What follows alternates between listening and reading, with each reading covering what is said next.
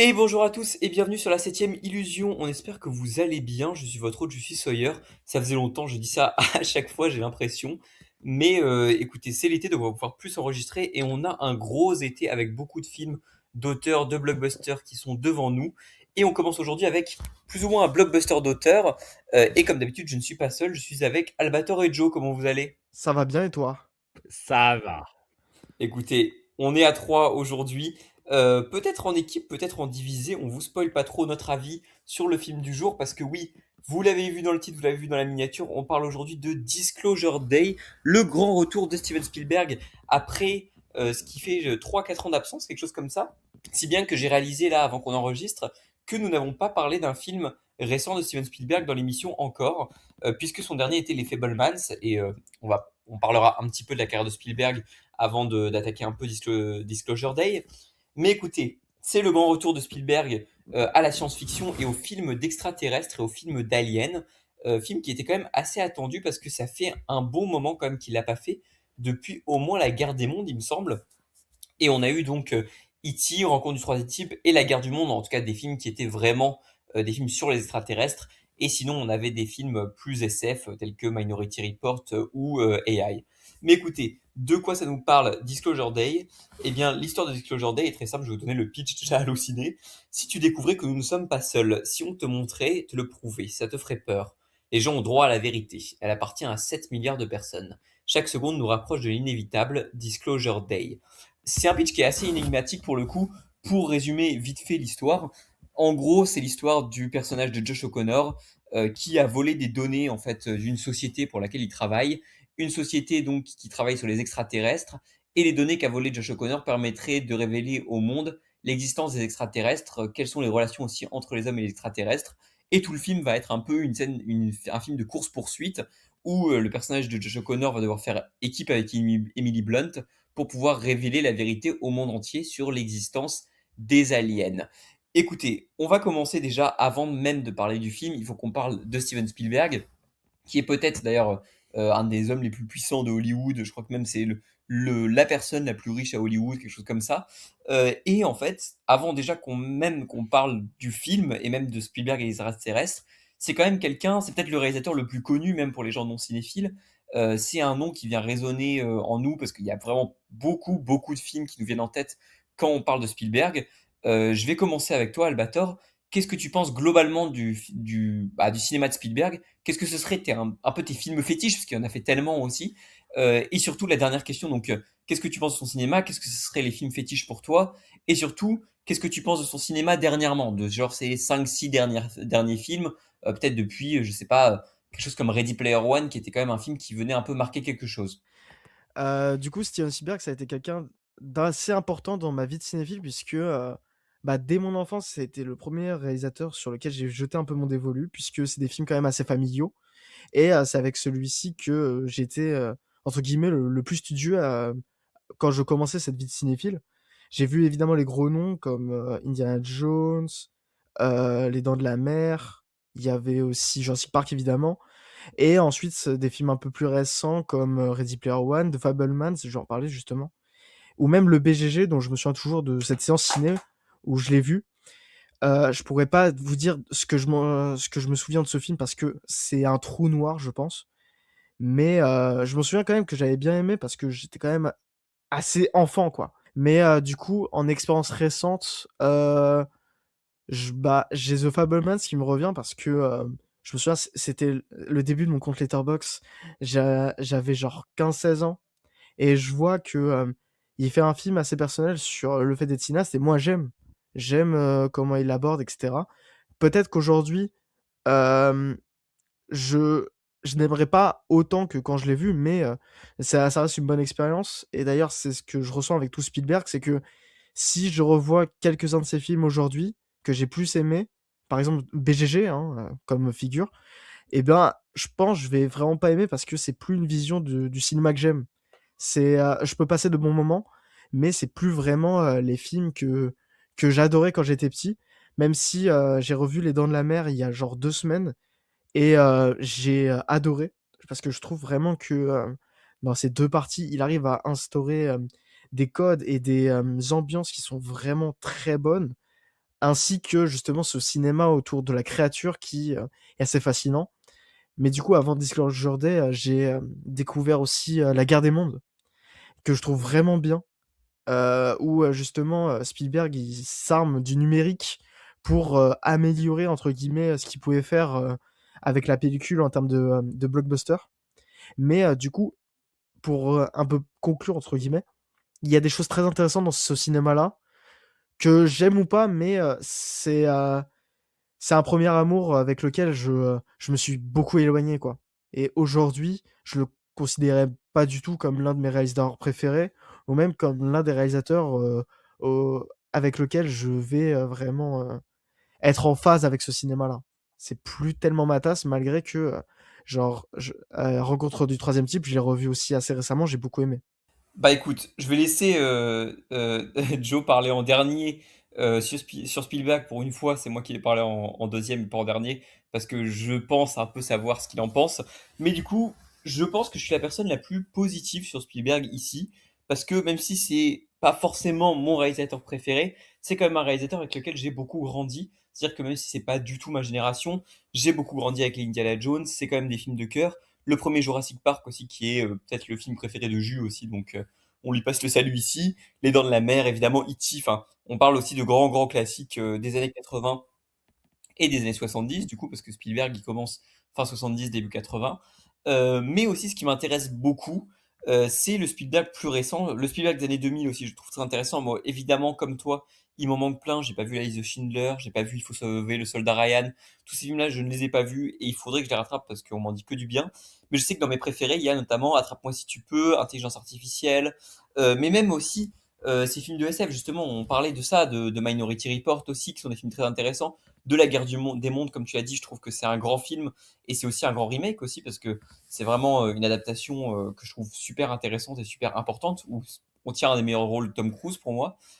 Et un des trucs les plus intéressants, alors il y a des films qui sont assez sympas mais dispensables comme par exemple le quatrième Indiana Jones que pour le coup j'aime bien. Mais même si tu vois par exemple on parlait d'Indiana Jones. Je trouve que malgré le fait que Indiana Jones 4 soit plus faible que les trois autres, je trouve que le 5, qui est pas réalisé par lui mais par Mangold, tu vois clairement la différence. Où je trouve il y a un vrai problème de réalisation en fait, où tu sens que c'est plus du tout la sauce Spielberg, malgré le fait que Spielberg est assez âgé. Je pense qu'il aurait bien mieux réalisé ça que Mangold, même si j'aime bien Mangold. Et en fait, il y a quelque chose qui est très intéressant et très important à analyser, je trouve, dans la filmographie de Spielberg, c'est le Spielberg des années 2010. Parce qu'à partir de 2010, Spielberg est arrivé dans une espèce d'ère où il a voulu à la fois clôturer certaines choses dans son cinéma et en même temps expérimenter de nouvelles choses. C'est-à-dire que on peut parler du Pont des Espions ou de Lincoln, qui sont des films plus historiques, ou en tout cas il va essayer de parler d'événements ou quoi avec une certaine justesse. Il y a des films comme The Post aussi qui me touchent beaucoup moins, mais qui sont quand même intéressants.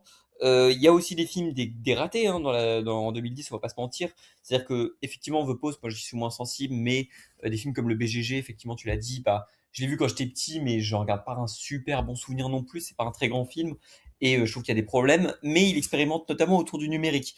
Et c'est quelque chose pour moi qui est super intéressant dans la filmographie de Spielberg dans les années 2010.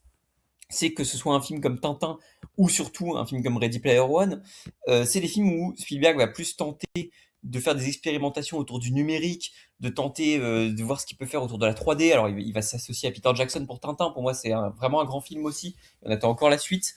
Et pour moi, justement, c'est un réalisateur qui euh, est tourné vers le passé, mais en même temps va regarder vers l'avenir et va regarder vers ce qui s'y trouve et ce qu'il peut faire avec les nouvelles technologies. Et pour moi, c'est ce qui est passionnant avec Spielberg et c'est ce qui fait qu'il se ringardise jamais, ou en tout cas qu'il est jamais en retard. Et je pense qu'on en reparlera sur Disclosure Day parce que c'est un des thèmes du film ou un des points du film qui m'intéresse le plus à analyser. Mais du coup, en l'occurrence, ces deux derniers, du coup, qui étaient West Side Story et Les Fablemans, étaient pour moi des films qui étaient super intéressants, qui étaient même des grands films, et où justement dans Les Fablemans, c'était une véritable inspiration et en même temps un espèce de mémoire. Donc pour moi, c'était à la fois un film tourné vers le passé et vers le présent.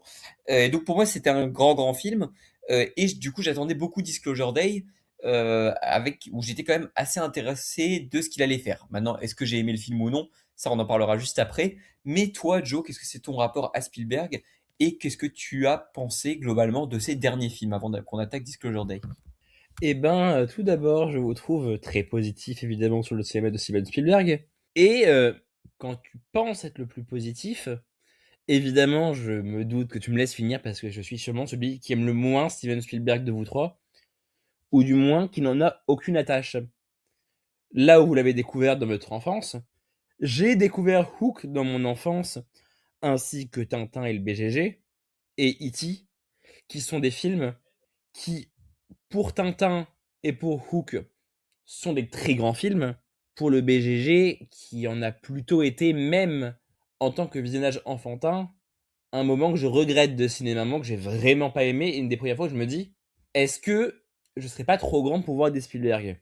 Plus tard, j'en découvre Indiana Jones, que je trouve être une très mauvaise saga. Une saga qui est beaucoup trop tournée vers le passé pour ne raconter absolument plus rien de son temps. Une saga qui est désuète, qui manque cruellement de rythme, et qui, quand elle trouve du rythme dans son troisième opus, et malheureusement, quand elle gagne du rythme dans son troisième opus, qui est le plus aimé, perd une intelligibilité, et devient débile avec un Sean Connery qui fait son ego trip show. Vous parliez d'Alien et de rapport à la SF de Spielberg. Effectivement, soit il utilise la SF comme matrice de son propre cinéma, par Rencontre du troisième type, qui est un film plutôt agréable, mais beaucoup plus enrichissant qu'il n'est bon. E.T., qui est un film que je trouve extrêmement mauvais, qui se perd dans un niais et qui, pareil, au lieu de parler de son époque, préfère rester en digression sur l'enfance sans vouloir affronter le monde qui l'entoure. Jurassic Park, qui en est un film qui a beaucoup trop de limites. Donc, Salam Jus pour ton film préféré, mais c'est un film qui a beaucoup trop de limites, Jurassic Park, ainsi de suite. Donc, qu'en est-il de Disclosure Day? Est-ce que c'est un film qui regarde à nouveau son temps, ou est-ce que c'est un film qui, comme ses précédents, préfère se tourner vers le passé? Eh bah écoute, telle est la question et je pense qu'on a fait assez durer le suspense parce qu'effectivement, on parle de Spielberg depuis au moins 10 minutes et je pense qu'il est temps qu'on parle un peu du film. Donc le premier film d'Alien de Spielberg depuis au moins 20 ans, un truc comme ça. Je crois que La Guerre du Monde c'était 2004, quelque chose comme ça. Donc oui, 22 ans en effet. Et donc, qu'est-ce que ça vaut? Pour le coup, j'étais, même si c'est un petit flex, mais je vais juste le dire comme ça, j'étais dans des bonnes conditions parce que j'étais tellement hypé de le voir, pour vous dire, que j'ai vu au Grand Rex avec Spielberg qui était dans la salle avec le casting, etc. Et du coup, je pense que je vais commencer parce que je suis le premier à l'avoir vu et j'ai vraiment beaucoup de choses à dire. Après, je vous laisserai donner votre avis, mais là, je vais un peu parler à l'emporte-pièce, enfin donner mon avis à l'emporte-pièce. C'est difficile de pas être grandement déçu par ce Spielberg en fait et par ce nouveau film de Steven Spielberg qui, pour moi, malheureusement, est dans ses films les plus faibles en fait de sa filmographie. Malheureusement, que ce soit dans la mise en scène comme dans l'écriture. C'est-à-dire que déjà pour moi, c'est un film qui est, mais alors totalement foutraque au niveau de l'écriture.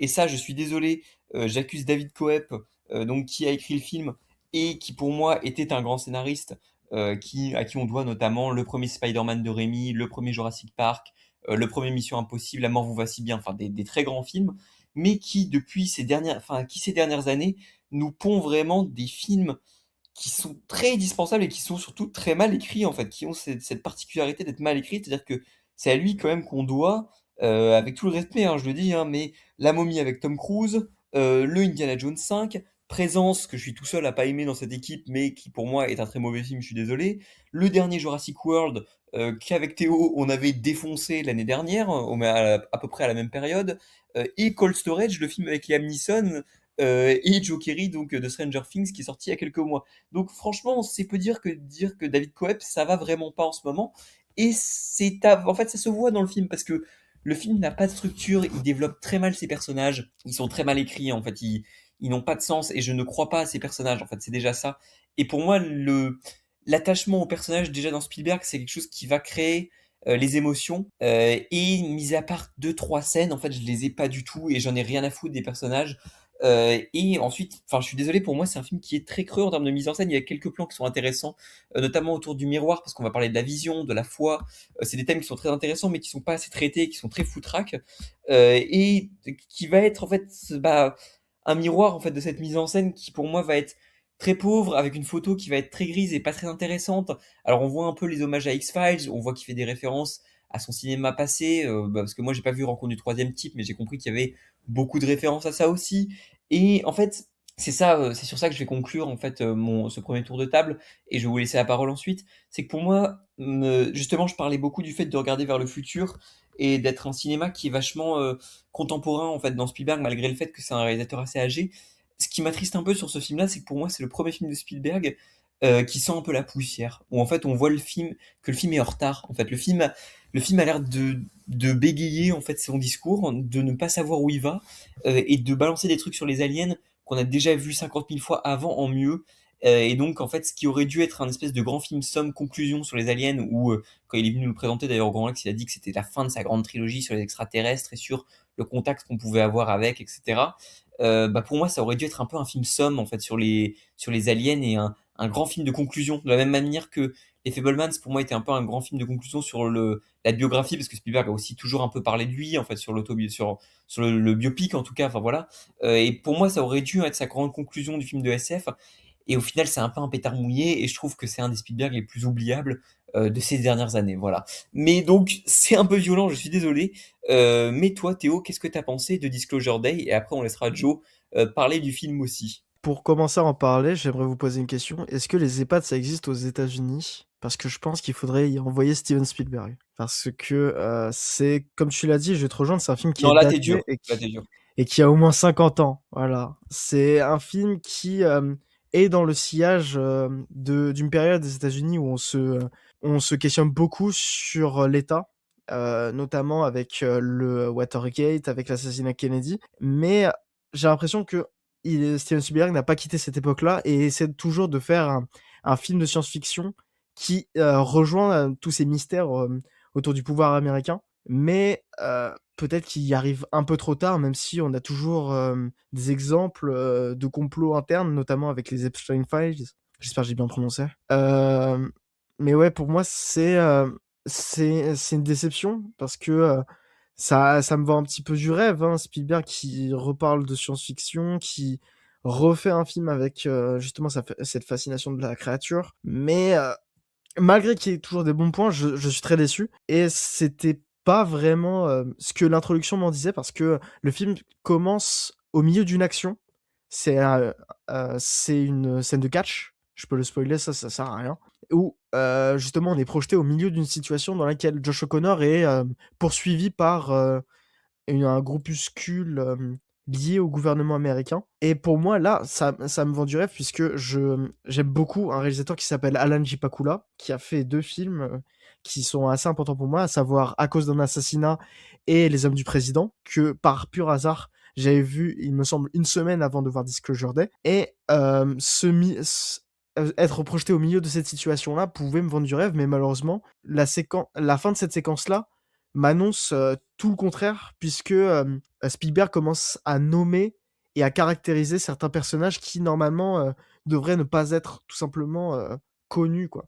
À la place de montrer tout un système, une entreprise privée qui n'a pas de nom, est inconnue et qui justement garde ces secrets-là, pour moi ça aurait permis de créer justement ce film autour des États-Unis et de ce contexte autour du secret. Ça, c'est un premier point. Le deuxième, c'est que pour moi, Disclosure Day, c'est un film qui lance plein de pistes et qui ne va pas au bout de chacune et qui peut-être n'a même pas envie d'aller au bout.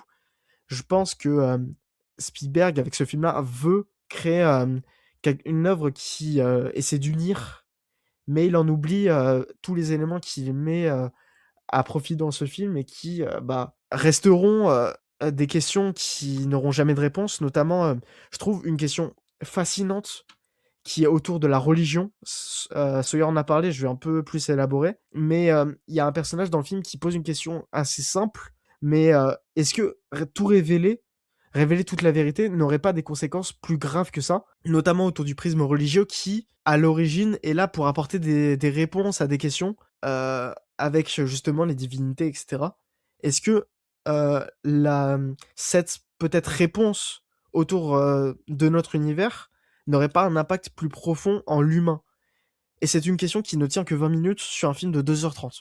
C'est un peu ça que je reproche au film, en plus de faire un constat assez assez dur, c'est que Spielberg, à mon sens, ne sait plus filmer ses personnages. 20 minutes, t'es gentil, honnêtement. Ouais, je crois que c'est plus autour d'une scène, puis d'une autre, et peut-être de certains plans, mais il y a ces questions-là qui restent, mais qui ne sera jamais résolues. Et c'est pareil, du coup, je disais que pour moi, Spielberg sait toujours filmer des actions. La course-poursuite en voiture, je la trouve toujours efficace. Peut-être pareil à un moment, avec le moment du train qui est montré dans la bande-annonce.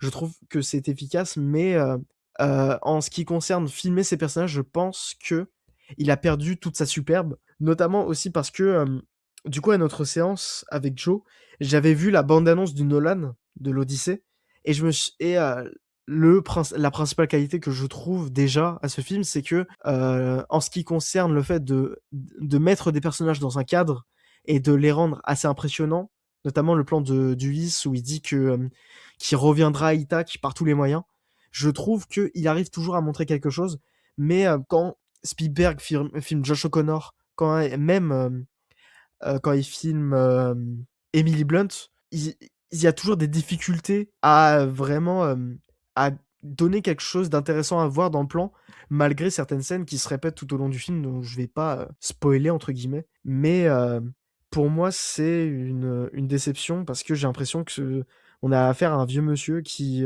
sait plus trop faire des films comme il voulait faire et qui a un temps de retard, qui essaie de s'adapter avec les nouvelles technologies, notamment du coup avec les téléphones portables qui réutilisent beaucoup. Ils réutilisent beaucoup cette surveillance de masse qui est possible avec notre avancée technologique, mais il n'en fait rien. Et je trouve que c'est un film devant lequel moi personnellement je me dis dommage. Dommage parce que faire un film de SF autour de comment le gouvernement a caché les aliens pendant des années depuis, malgré les mythes qu'il y a aux États-Unis autour de ces événements-là, je trouve ça dommage qu'il n'arrive pas à en faire quelque chose qui est au moins pour moi bon. Je suis pas aussi pas aussi dithyrambique que tous les autres membres de la team, hein. Je pense à Adam qui l'a mis parmi ses gros films de l'année, pareil pour Juge, je crois. Mais pour moi, la sauce ne prend pas et j'en ressors déçu, quoi. Bah, je suis assez d'accord et effectivement, on va lancer Joe là-dessus. Et ouais, effectivement, je suis vraiment d'accord avec toi et je suis d'accord sur cette scène d'ouverture où, quand j'ai vu cette scène d'ouverture, je me suis dit, c'est pas un plan qui est très beau. Je trouve ce premier plan, tu vois, pour le coup, j'attendais vraiment ce premier plan parce que c'est assez curieux. On se demande toujours comment un film aussi de Spielberg va commencer. Et là, je trouve que c'est un truc qui est intéressant parce que je me dis, ok, donc il va vraiment dans un truc radical où on vient briser la caméra, littéralement, la caméra est en POV en fait pendant un match de catch ou quoi. Je me dis c'est pas un plan qui est très beau mais c'est un plan qui est radical. Et en fait cette espèce de radicalité le film ne l'assumera jamais et n'est du coup pas très intéressant et surtout est très mal écrit aussi. On en reparlera plus tard mais je trouve que déjà le fond est pas dingue. Je trouve pas que Spielberg soit fini à cause de ce film-là, c'est pas vrai pour moi juste. C'est une plantade, voilà, c'est un réalisateur qui se plante, ça arrive de temps en temps, hein, même les plus grands réalisateurs de tous les temps se sont plantés sur certains films, et pour moi celui-là en fait partie. Mais écoute, je pense que vous nous avez trouvé dur, eh bien écoutez bien l'avis de Joe, parce que à mon avis, on va changer un peu de vitesse. Vous êtes prêts? On va maintenant, je pense, activer la deuxième. Parce que je vais être directement en désaccord avec mon ami. Je trouve que le premier plan du Spielberg est son meilleur plan. C'est directement, on vient casser la caméra dans un climat de tension où on ne sait pas si la réalité peut ou non être divulguée, si oui ou non il y a un secret qui se cache autour de nous. On vient directement casser la caméra, casser ce qui est censé capter la vérité, non pas au milieu d'une guerre d'images comme le film le promet, mais dans un match de catch, dans un divertissement où, là où notre protagoniste et les antagonistes derrière lui savent comment va se dérouler et comment peut se conclure notre monde, l'Amérique s'en fout. L'Amérique est là pour du divertissement, ce ne sont que des bourgeois là pour voir deux personnes en slip se taper dessus, et on ne sait pas du coup si oui ou non la question de réalité peut impacter l'univers du film ou non. Le film va se poursuivre et malheureusement, au lieu de rester dans ce climat d'actualité, de société tiraillée, de secrets à révéler ou non, ben il fait la plus grosse erreur, c'est qu'il révèle la menace dès la première séquence. Ici, la société n'est plus secrète, elle est dite, elle est nommée, et on va décider que nos protagonistes et nos antagonistes vont avoir le même développement, vont se connaître. Oui, mais du coup, ce thriller paranoïaque n'existe plus. Et on comprend assez vite que malheureusement, je vais être moins dur qu'Albator, qui aimerait placer Spielberg en EHPAD. Moi, je vais juste demander s'il n'y a pas quelqu'un d'autre pour écrire le film et pour le réaliser. Parce que si la science-fiction et le cinéma de genre ont toujours parlé d'hier pour évoquer aujourd'hui, Spielberg arrête de faire du cinéma dans Disclosure Day. Parce qu'il utilise aujourd'hui pour parler d'hier. Le film n'a plus rien à raconter.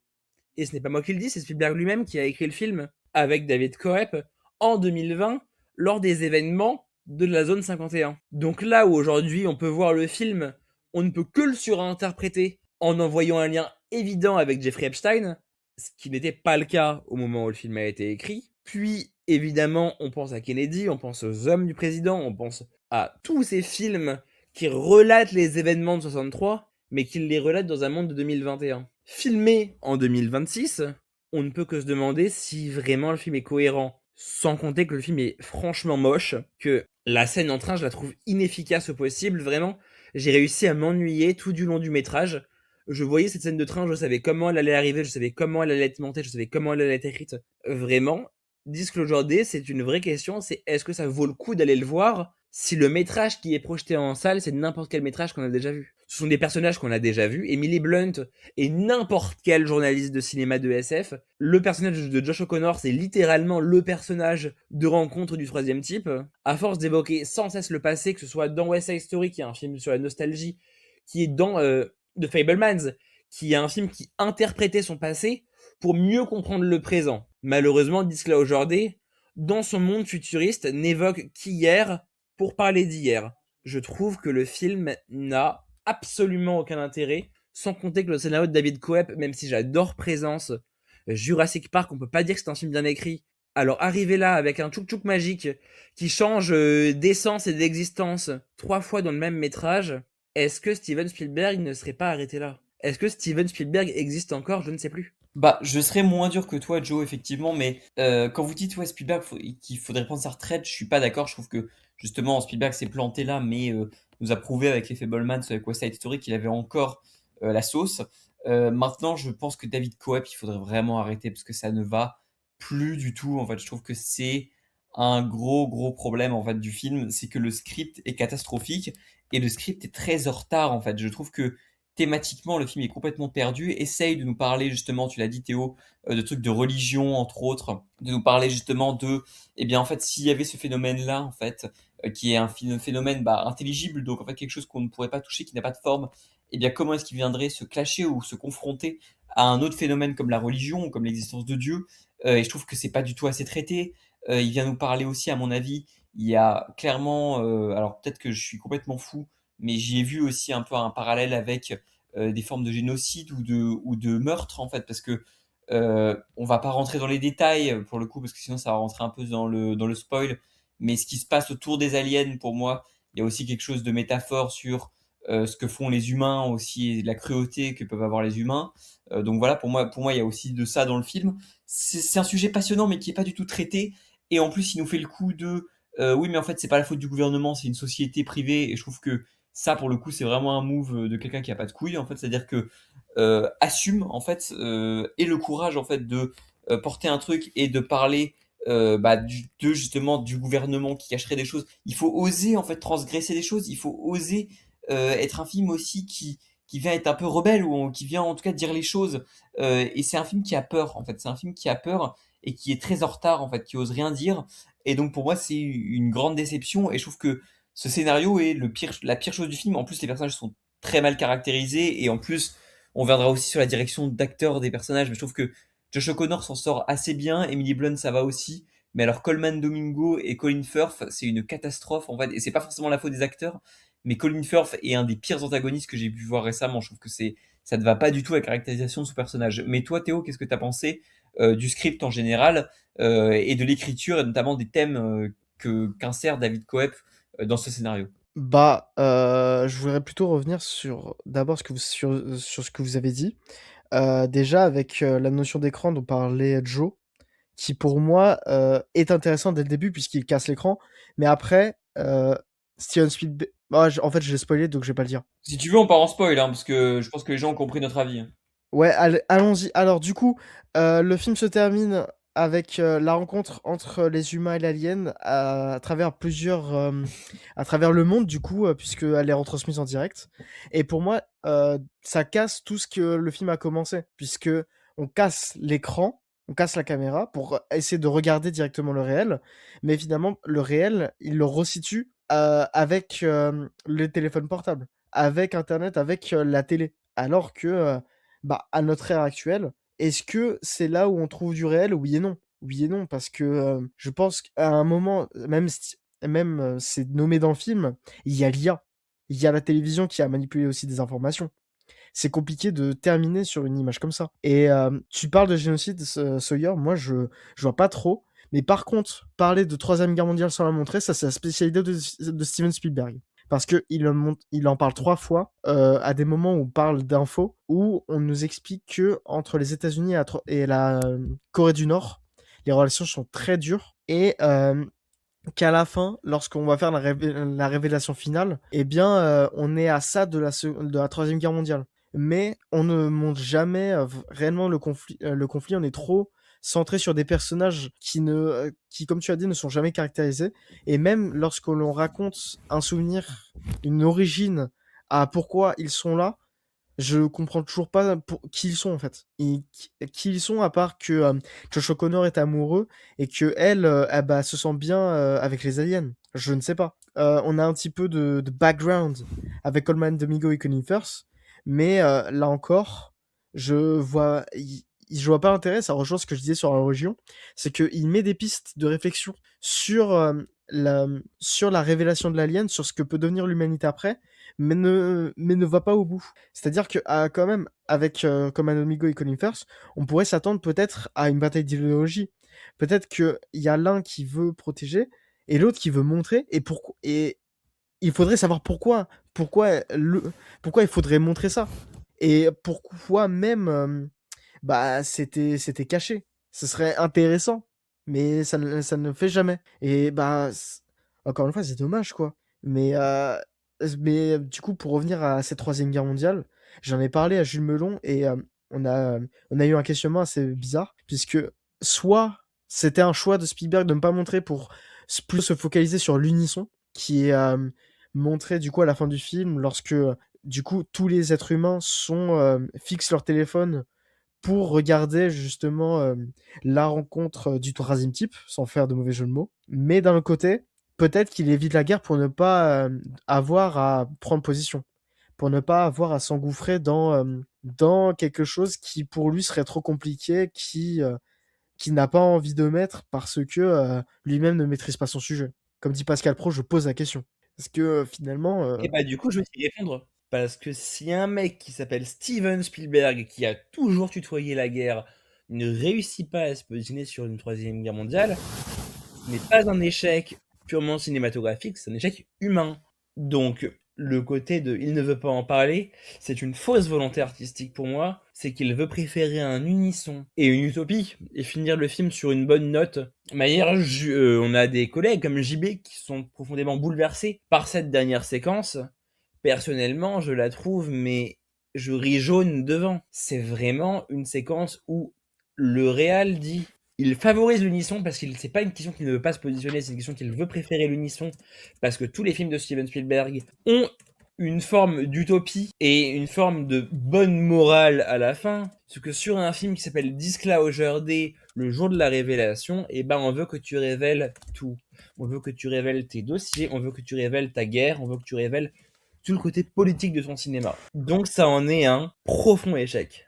La dernière séquence de ce Spielberg, si son dernier mot peut émouvoir, je ne lui trouve que du dédain. Vraiment, je pense que j'ai regardé mon collègue, mais Albator, comme rarement j'ai regardé quelqu'un au milieu d'une séance en mode mais sauvez-moi. J'ai pensé qu'il voulait me frapper à la fin, mais finalement il l'a pas fait, donc je te remercie. Mais Non mais en fait, justement j'avais quelque chose à dire parce que j'avais complètement oublié.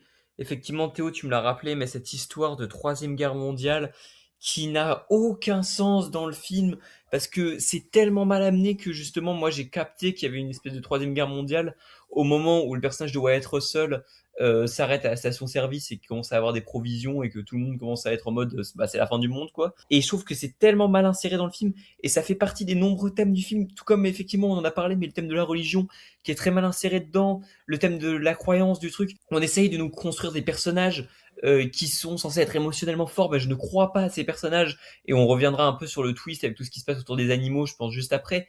Mais tout ce qui se passe autour de la femme de Colin Firth, autour du fait qu'on nous dit que bah, Colin Firth a plus ou moins vrillé après que sa femme soit morte. Mais je ne crois pas à ce personnage-là, et ce personnage-là n'a aucune substance. Et il est mauvais, en fait. Et je m'en fous des incohérences, par exemple. Tu vois, je m'en fous de dire c'est pas logique ce truc-là. Mais il y a 4000 moments où le script est vraiment fait pour que les personnages gagnent et que ça n'ait pas de sens en fait tu vois enfin du coup je n'ai pas d'un jeu en fait il y a deux scènes que j'aime bien en gros globalement enfin que j'aime vraiment bien à savoir la scène de la voiture et du train effectivement qui est pour le coup plutôt bien foutue et la scène avec les cristaux en mode invisible etc je trouve que là au moins c'est un concept qui est assez bien utilisé un concept qui est bien utilisé à la différence de concepts qui ne sont absolument pas exploités les concepts des cristaux, j'ai halluciné aussi, c'est pareil. Le fait qu'à un moment donné, Colin Firth soit en difficulté, il y a quelqu'un qui ramasse le cristal, qui disparaisse et qui réapparaisse, et qu'on n'en reparle jamais dans le film. En fait, le film, tout comme ses thèmes, vient installer des espèces de sujets ou vient installer des concepts qui ne vient plus jamais exploiter derrière, en fait. Et c'est un film, finalement, qui est très creux, en fait, et qui est pas si dense que ça. Et c'est ce qui vient me décevoir profondément, c'est que c'est un film qui est ni émotionnellement fort, ni particulièrement bouleversant en termes de mise en scène. Je trouve que on a déjà vu bien mieux chez Spielberg et bien plus touchant et bien plus impactant et ni très intéressant en fait je trouve que finalement c'est un film qui est très creux et qui est très en retard. Mais bien sûr, parce que là où Spielberg a toujours voulu, même, vous pensez que je critique juste son côté ultra bien pensant, non, mon Spielberg préféré, c'est aussi un Spielberg qui se finit sur une société secrète, une question d'unisson et de la SF utopique, c'est Ready Player One, qui n'était qu'un film où qui se mode lui-même pour ne devenir qu'un alliage de SF qui certes parlait du monde qui l'entourait, mais qui avait aussi un commentaire sur hier. Là, Disque aujourd'hui, c'est un film qui, pareil, veut se réécrire durant tout son métrage, mais qui ne réussit jamais à s'écrire. Désolé, mais Emily Blunt en métamorphe, qui pense devenir la clé de l'univers, ça marche dans un film qui aurait duré 3 heures, ça ne marche pas sur une séquence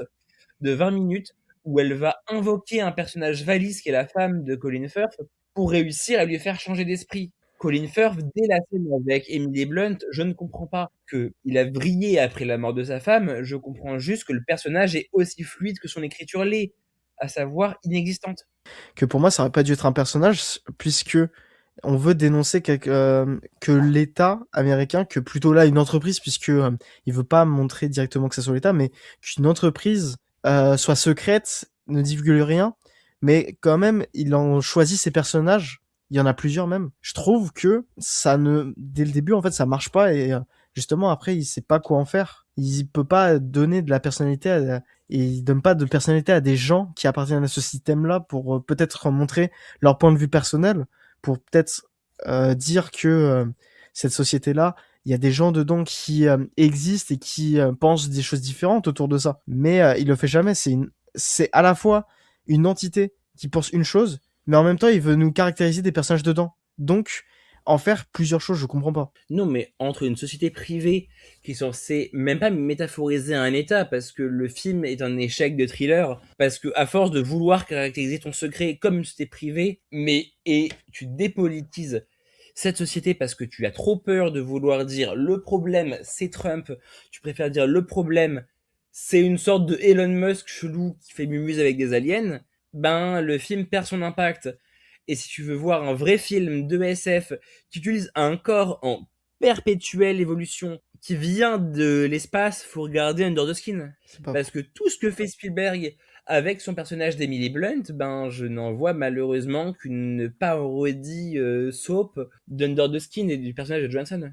Bah moi justement la révélation avec Josh O'Connor et Emily Blunt, ça me fait penser à Mysterious Skin où justement l'un des deux personnages n'avait pas conscience du coup, désolé pour le spoil, hein, mais n'avait pas conscience de ce qu'il a subi enfant et extériorisé ça comme étant une présence alien. là, ça aurait été plus intéressant, mais je crois Spielberg a pas tout compris et s'est dit que bah, justement, c'était vraiment des aliens. Mais après, le côté que ce soit vraiment des aliens, c'est intéressant parce que dans un univers où l'Amérique a toujours voulu faire des films sur expliquer ce qu'elle vit actuellement, oui, les aliens, c'est les enfants d'Epstein, c'est l'assassinat de Kennedy, et si tu dis que c'est vraiment des aliens, tu peux le porter, ce message. Mais porte-le par un corps mort ou un corps en souffrance. À la fin, de debunk qu'il y a un alien qu'on nous amène qui est en bonne santé, et qui se lève de sa chaise pour aller enlacer Emily Blunt et Josh O'Connor, le film rate.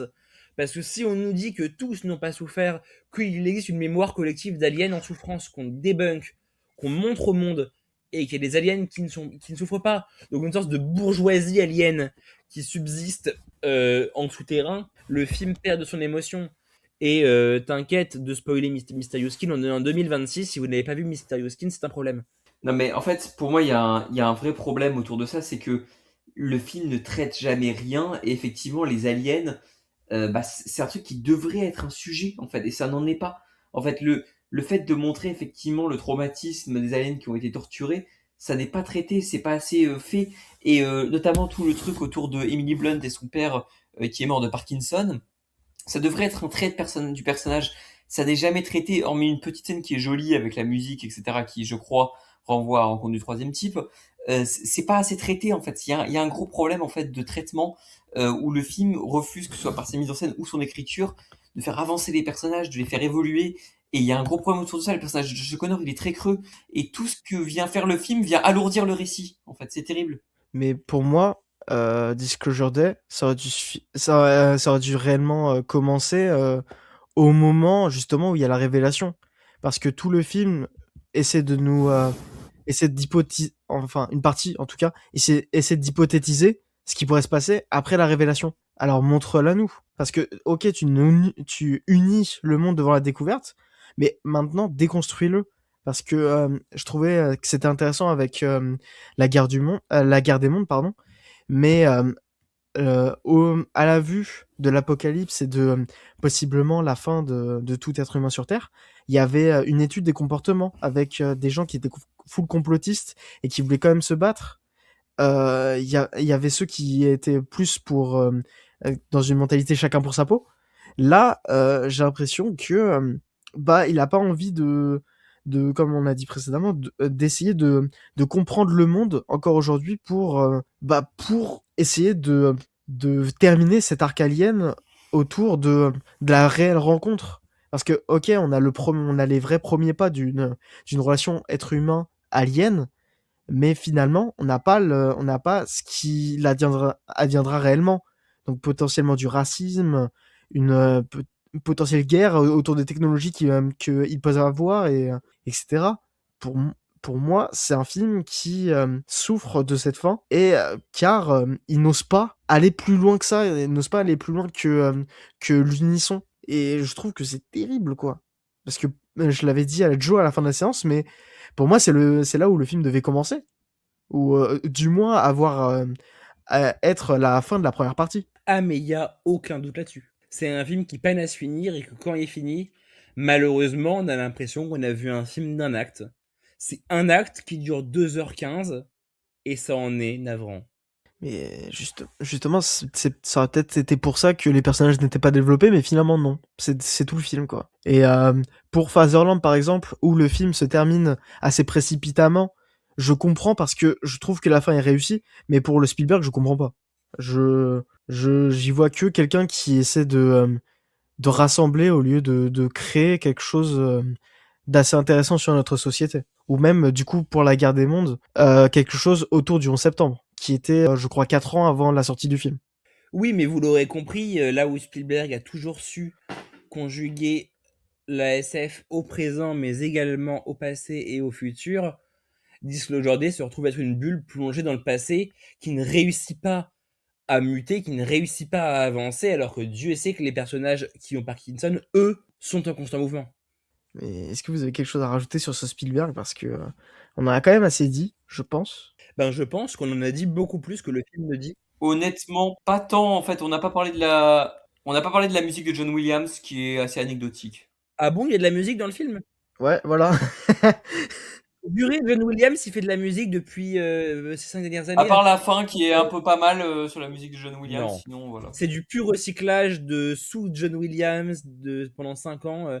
À un moment, on a compris qu'il voulait un Oscar avant de mourir. Malheureusement, ça n'arrivera pas. Mais ouais, j'avais des choses à dire à la base, mais force est de constater que c'est un film qui est tellement creux, finalement, que même en parler, j'ai du mal, quoi. Alors qu'on est quand même à 56 minutes de record, ça va réduire évidemment, je le sens. Oui. Mais ça va beaucoup réduire. Mais même en parler comme ça et dire des choses très différentes à chaque fois, j'ai du mal, quoi. Et c'est triste. C'est triste à dire pour quelqu'un comme Spielberg. Mais je pense que c'est le pire sur un Spielberg, c'est qu'on a du mal à en parler. Bah, Spielberg, on peut en parler. Par exemple, on peut en parler sous le joug de plein de thèmes qu'il a, notamment à travers la famille, de ces représentations-là, pour faire un portrait de Spielberg, mais avec ce film-là, j'y arrive pas. Mais Dis-le aujourd'hui, c'est un film qu'on peut rentrer dans un tableur Excel de thématiques Spielbergiennes. Mais est-ce que c'est un film sur lequel on pourrait écrire un essai, contrairement à un autre film matriciel de Spielberg? Je ne pense pas.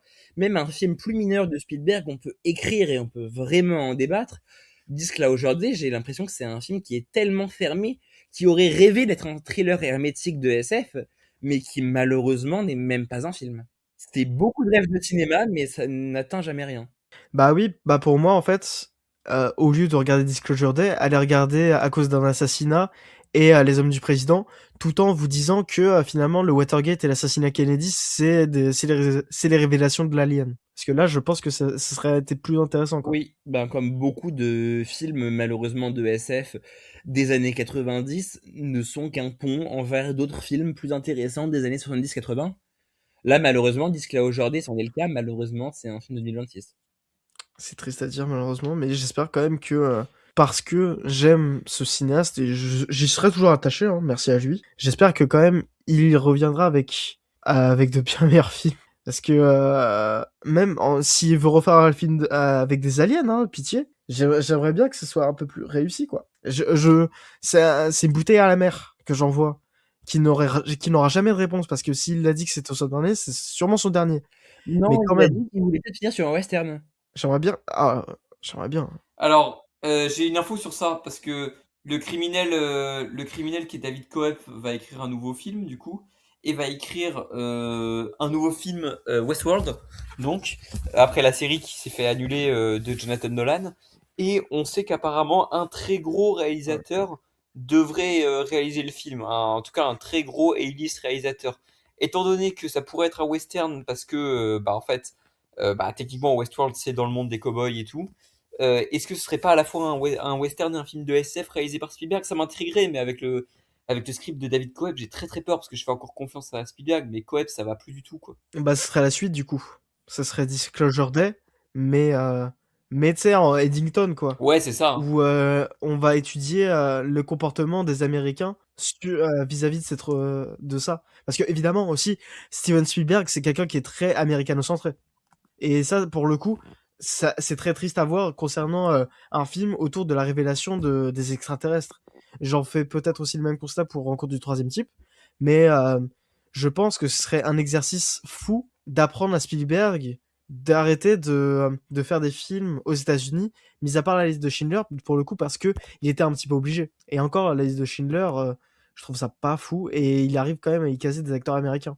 Eh bah écoutez, je pense qu'on va s'arrêter là. Merci beaucoup à vous deux d'avoir discuté pendant quasi une heure avec moi de ce nouveau film de Steven Spielberg.